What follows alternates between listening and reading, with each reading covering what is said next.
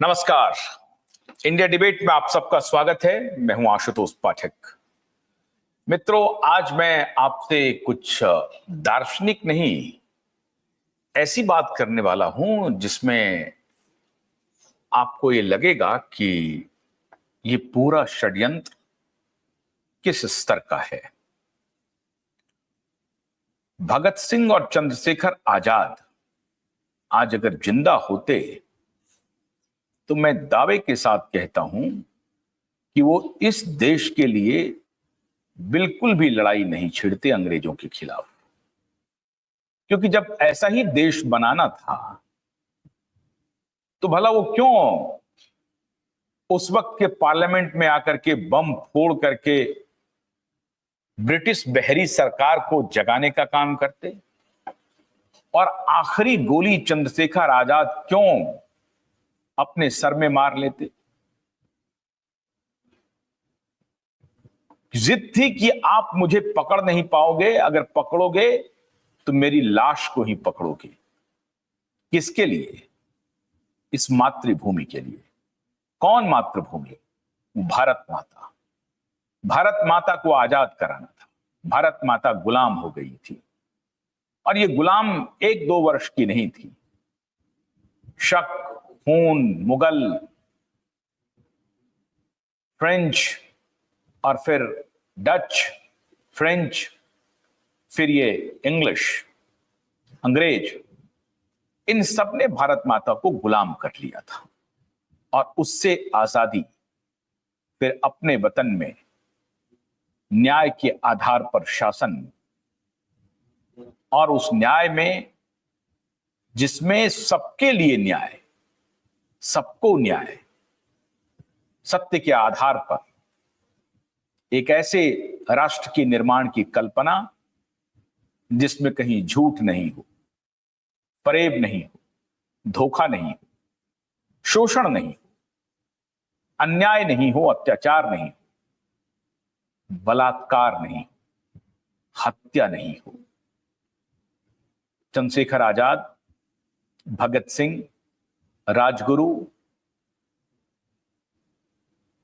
इन सब की परिकल्पना में कभी यह नहीं होगा कि एक दिन ऐसा भी वक्त आएगा कि हमारे रक्षक के पुत्र ड्रग डीलर के साथ अय्यासी करेंगे।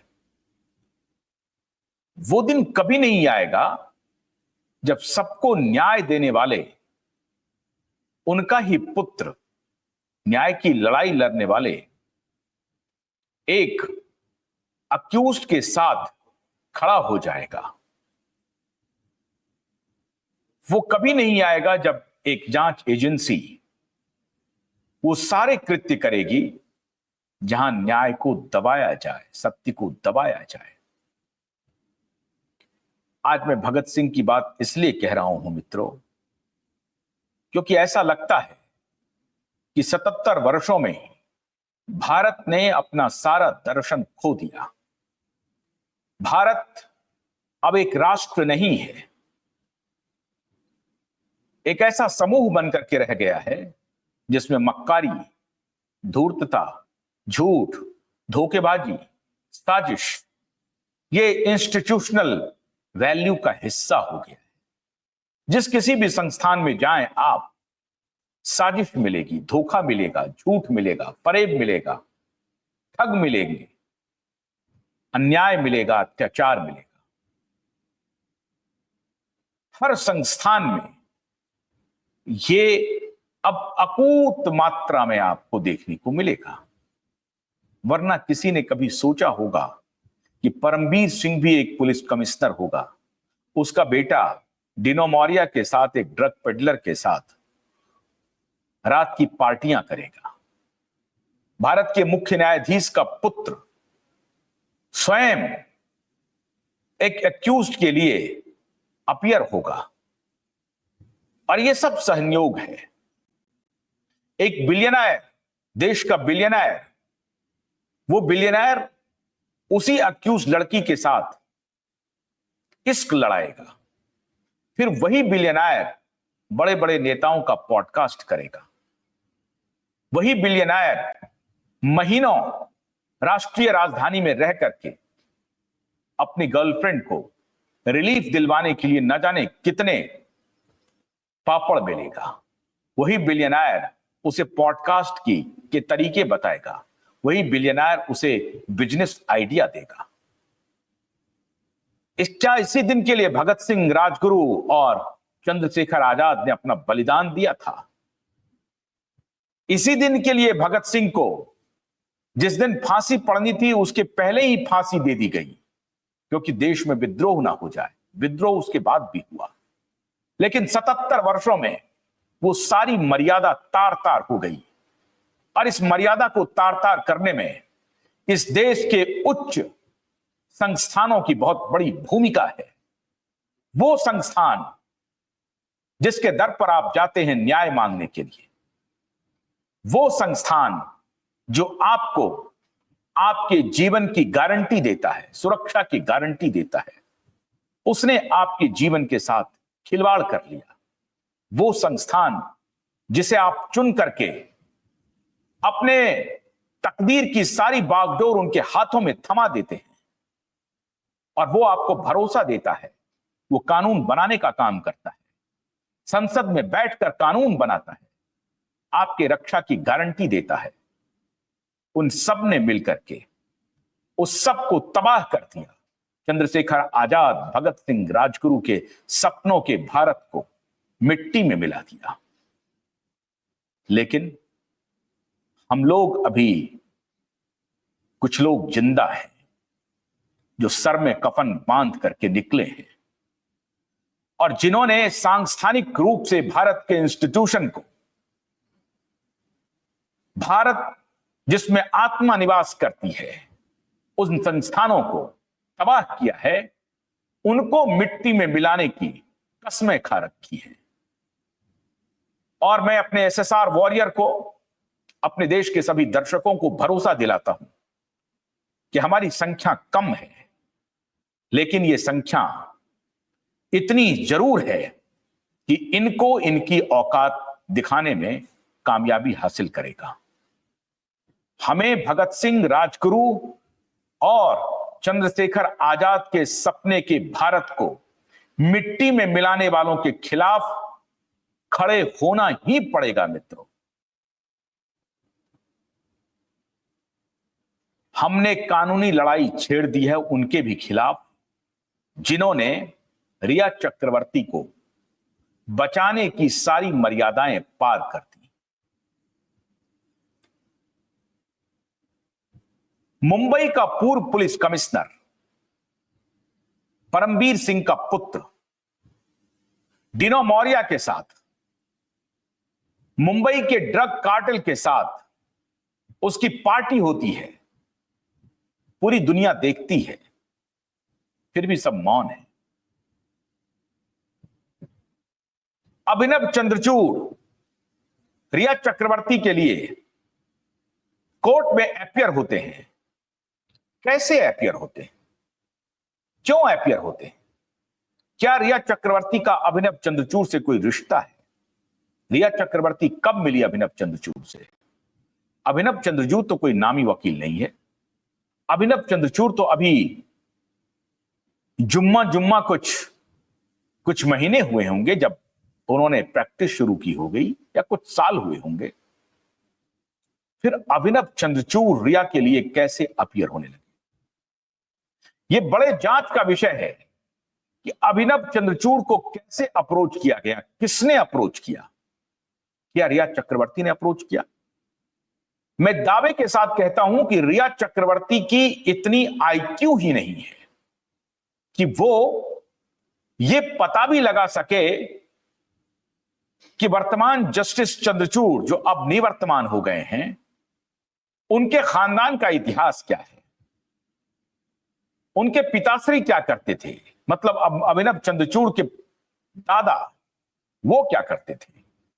वो भी जस्टिस थे सुप्रीम कोर्ट के, उनके पिता भी जस्टिस हैं, वो भी वकील हैं। ये तार रिया चक्रवर्ती खुद से जोड़ ले, ये असंभव है, नामुमकिन है। पढ़ाई लिखाई नहीं है रिया चक्रवर्ती की ऐसी, कि वो अभिनव चंद्रचूड़ के दादा के बारे में पता कर सके, अभिनव चंद्रचूड़ के पिता के बारे में पता कर सके। तो क्या ये रिश्ता है, कैसे ये रिश्ता बना?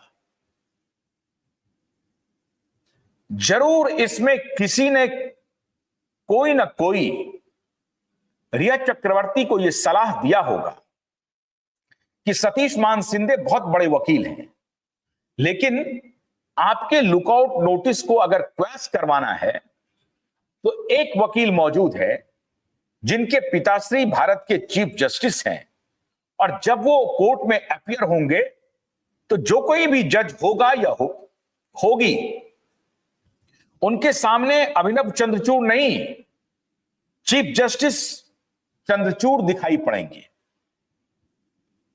और वाईबी चंद्रचूड़ उनके सामने दिखाई पड़ेंगे। डीवाई चंद्रचूड़ उनके सामने दिखाई पड़ेंगे, मतलब भारत के मुख्य न्यायाधीश दिखाई पड़ेंगे। इसीलिए और बहुत आसानी से आपका क्वैश हो जाएगा लुकआउट नोटिस, और फिर सीबीआई अगर आकर के कोई दलील भी देगी तो उसका कुछ होना नहीं है, क्योंकि अभिनव चंद्रचूड़ वहां खड़े होंगे, चीफ जस्टिस के पुत्र। तो जज महोदय और महोदया के जहन में चीफ जस्टिस दिखाई पड़ेंगे।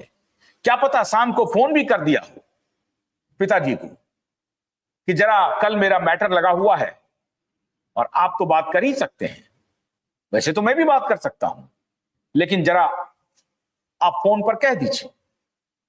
किसने देखा है, क्या बात हुई, ये प्रोपराइटी का विषय है, ये जिम्मेदारी का विषय है। मैंने वो दौर भी देखे हैं जो साधारण कॉलेज में, साधारण स्कूल में अगर टीचर का बच्चा एग्जामिनेशन में अपीयर हो रहा है और टीचर खुद इन्विजिलेटर है, इन्विजिलेशन ड्यूटी में है, तो वो शिक्षक, वो प्रोफेसर उस ड्यूटी से खुद को अलग कर लेते थे। क्यों? क्योंकि उनका कोई वार्ड, उनका कोई पुत्र, उनकी कोई पुत्री एग्जाम में अपीयर हो रहे। यह है जिम्मेदारी का भाव, यह है पारदर्शिता का भाव। डीवाई चंद्रचूड़ ने पारदर्शिता को तार तार कर दिया है मित्रों, तार तार कर दिया है। अब आप ये कहें कि यह कहां, किस कानून में लिखा हुआ है कि उनका पुत्र अगर है तो वो कोई अदालत में केस नहीं लड़ सकता? बिल्कुल किसी कानून में लिखा हुआ नहीं है। यह भी किसी कानून में नहीं लिखा हुआ है कि अगर किसी का पुत्र एग्जामिनेशन दे रहा है और इन्विजिलेटर है तो हट जाएगा। यह उसका एक नॉर्मल कोड ऑफ कंडक्ट है। पहली बात तो यह होनी चाहिए कि अगर पिता कहीं जज हो तो पुत्र या पुत्री प्रैक्टिस करने के लिए उनको अनुमति कितनी दी जाए, कैसे दी जाए, क्या दी जाए। लेकिन यह कोई न्यायोचित प्रश्न नहीं होगा, लेकिन यह शंका तो जरूर उठाएगा। अब ये सारी बातें संयोग नहीं हो सकती हैं। रिया चक्रवर्ती के लिए डीवाई चंद्रचूड़ का पुत्र अपीयर हो जाए, सतीश मान शिंदे हट जाए। रिया चक्रवर्ती का बॉयफ्रेंड एक बिलियनर हो जाए जिनका संबंध देश के बड़े बड़े नेताओं से हो, यह भी महज संयोग हो गया। और परमवीर सिंह का पुत्र डिनो मौर्य के साथ दिखने लगे, यह भी महज संयोग हो गया। परमवीर सिंह 1 महीने में इंक्वायरी खत्म कर दे, यह भी महज संयोग हो गया। एक्सीडेंटल डेथ रिपोर्ट की जांच हो, यह भी महज संयोग हो गया। सतीश साल्यान अपने वकील के साथ कमिश्नर से मिलने जाएं और कमिश्नर एफआईआर ना लिखे, यह भी महज संयोग हो गया। सदन में होम मिनिस्टर पार्लियामेंट में, विधानसभा में जवाब दे कि सतीश साल्यान के सारे जो कंप्लेन है उसका कॉग्निजेंस लिया गया है, लेकिन कॉग्निजेंस पर कोई बाकी कॉग्निजेंस नहीं हो, एग्जीक्यूशन नहीं हो, यह भी एक संयोग है। अद्भुत हालत है। मियाद पूरी हो रही है, 4 सप्ताह की मियाद खत्म होने वाली है। मित्रों, अदालत ने जो महाराष्ट्र सरकार को और महाराष्ट्र के चीफ सेक्रेटरी को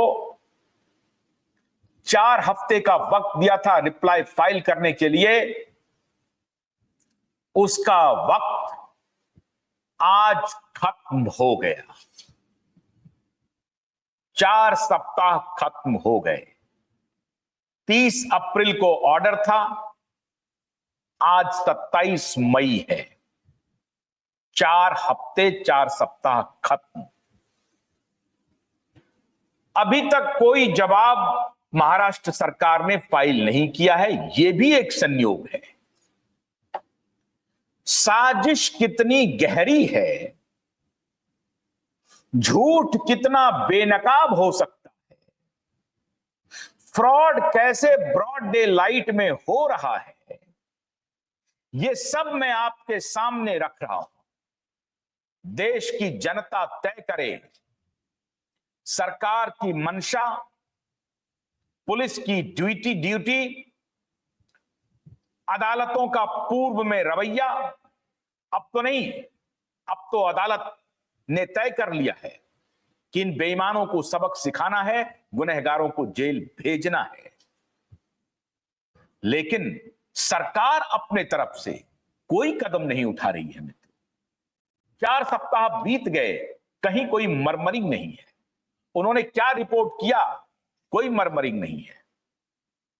ये जुलाई की बात नहीं, 18 जुलाई तो नेक्स्ट डेट है हियरिंग की। रिप्लाई उन्हें 4 सप्ताह के अंदर फाइल करना था। 4 सप्ताह खत्म। चीफ सेक्रेटरी कहीं और घूम रहे हैं, सरकार का गृह मंत्री कहीं और घूम रहा है, पुलिस कमिश्नर कहीं और घूम रहे हैं, और महाराष्ट्र की डीजीपी महोदया कहीं और घूम रही है। किसी को कोई फुर्सत नहीं है कि हाई कोर्ट के आदेश की तामील की जाए। अब ये आज के बाद से कंटेम्प्ट प्रोसीडिंग्स होगा, सरकार के खिलाफ कंटेम्प्ट होगा।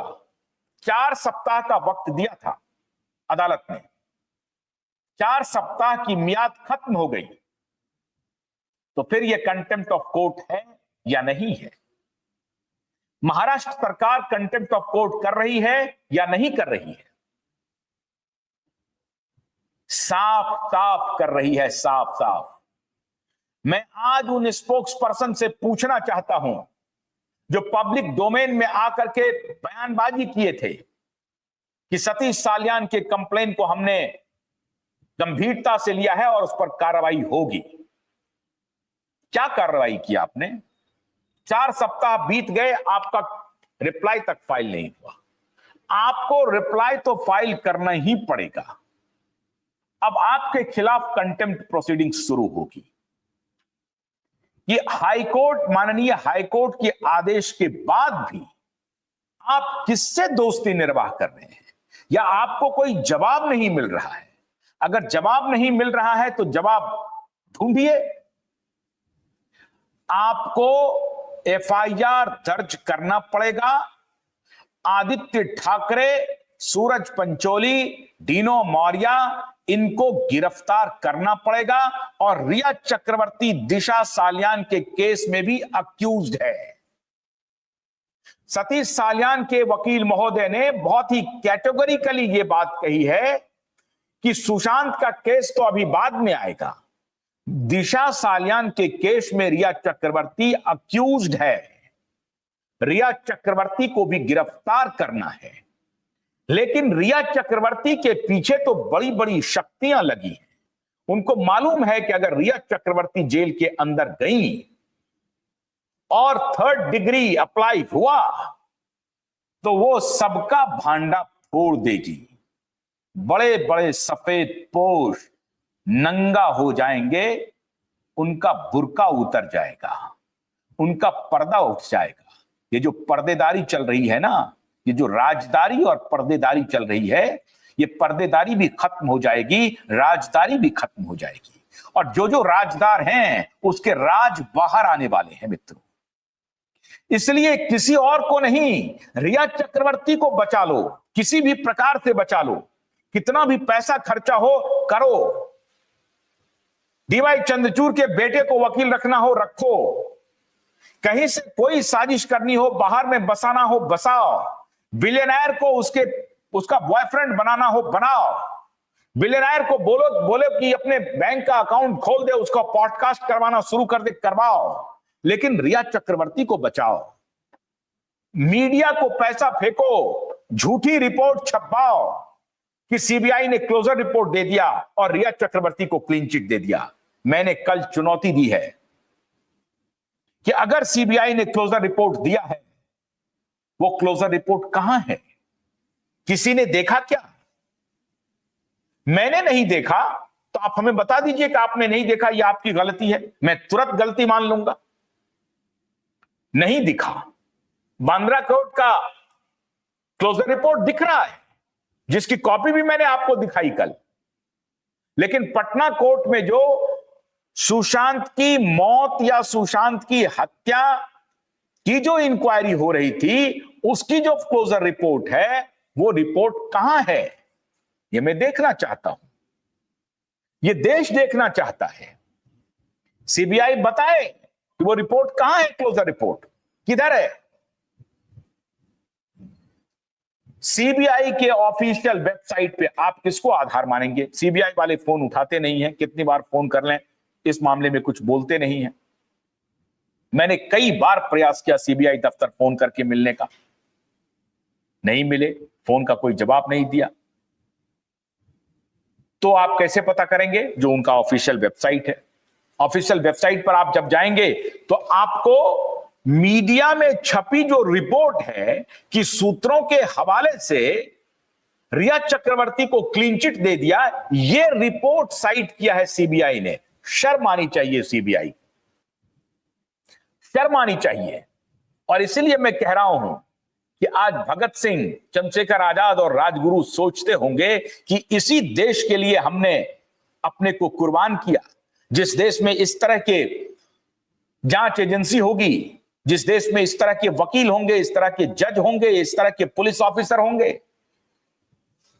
और वो देश में अपनी ही जनता के खिलाफ धोखेबाजी करेंगे, अपनी ही जनता के खिलाफ षड्यंत्र करेंगे।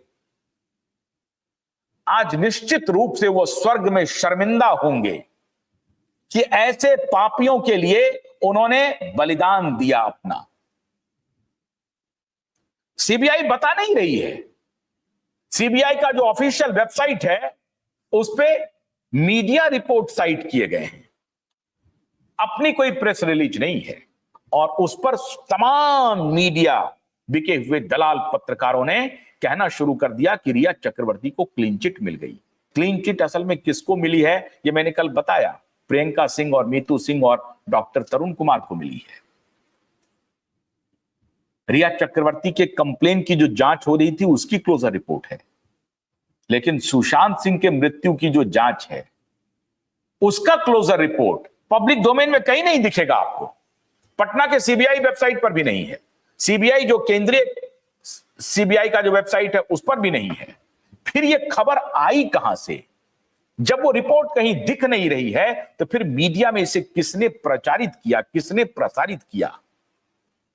ये वही लोग हैं जो जुलाई 2022 में ये प्रचारित किया था कि सीबीआई ने दिशा केस में आदित्य ठाकरे और सबको बरी कर दिया है। सीबीआई के पास दिशा का केस नहीं था, इसलिए मेरे पास ये आधार है ये प्रश्न उठाने का कि सीबीआई ने क्लोज किया ही नहीं है केस को।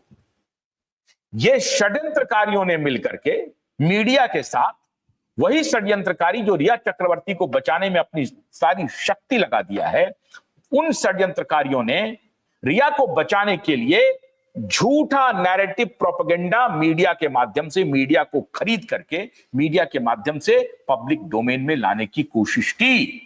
और उसके बाद पूजा भट्ट और दिया मिर्जा ट्वीट कर रही है सत्यमेव जयते। अरे असत्यमेव जयते आप कर रहे हैं।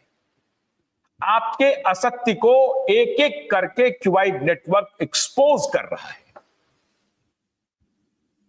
आज मैं देशवासियों से यह अपील करता हूं,